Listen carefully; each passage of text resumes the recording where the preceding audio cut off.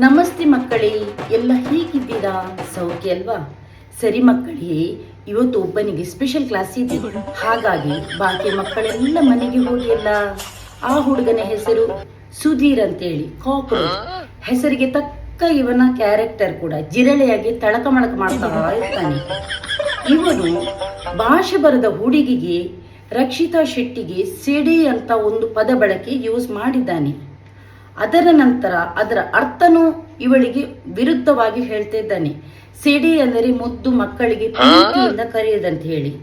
ನಾನು ಅವನಿಗೆ ಕೇಳೋದು, ಸಿಡಿ ನನ್ನ ಮಗನೇ, ನೀನು ಗಂಡಸಲ್ಲವಾ? ಮೀಸೆ ಇದು ಅಸಲಿಯ ನಕಲಿಯ? ನಿನ್ನ ಗಂಡಸ್ತನವನ್ನು ಎಲ್ಲಿ ತೋರಿಸ್ಬೇಕು ಅಲ್ಲೇ ತೋರಿಸು. ಭಾಷೆ ಬರದ ಮಕ್ಕಳಿಗೆ ನೀನು ಆ ಪದ ಬಳಕೆ ಯೂಸ್ ಮಾಡಬೇಡ. ಓಕೆ, ಅಲ್ಲಿಂದ ಇಲ್ಲಿಗೆ ಫಿಟ್ಟಿಂಗ್ ಮಾಡಿಯೇ ನಿನ್ನ ಜೀವನ. ಜಿರಳೆಯಾಗಿ ನೀನು ಮೀಸೆಯನ್ನು ತೂರಿಸಿ ಇಡೀ ಜೀವವನ್ನು ಒಳಗೆ ಕೊಂಡೋಗುವ ಕ್ಯಾರೆಕ್ಟರ್ ನಿನ್ನದು. ಇದಕ್ಕೆ ಆಟ ಅನ್ನೋದಿಲ್ಲ ಮಗನೇ. ರಘು ಬಂದ ನಂತರ ನಿನ್ನ ಕ್ಯಾರೆಕ್ಟರ್ ಎಲ್ಲಿಂದ ಎಲ್ಲಿಯ ತನಕ ಹೋಗಿದೆ ಅಂತ ಇಡೀ ಜನತೆಗೆ ಗೊತ್ತು. ನೀನು ಸೆಡೆ ಪಡೆ ಅಂತ ಹೇಳಿದ್ರೆ ನಮ್ಮ ತುಳುನಾಡಿನ ಜನರೆಲ್ಲ ಸೇರಿ ನಿನ್ನ ಹೆಡೆಮುರಿ ಕಟ್ತಾರೆ.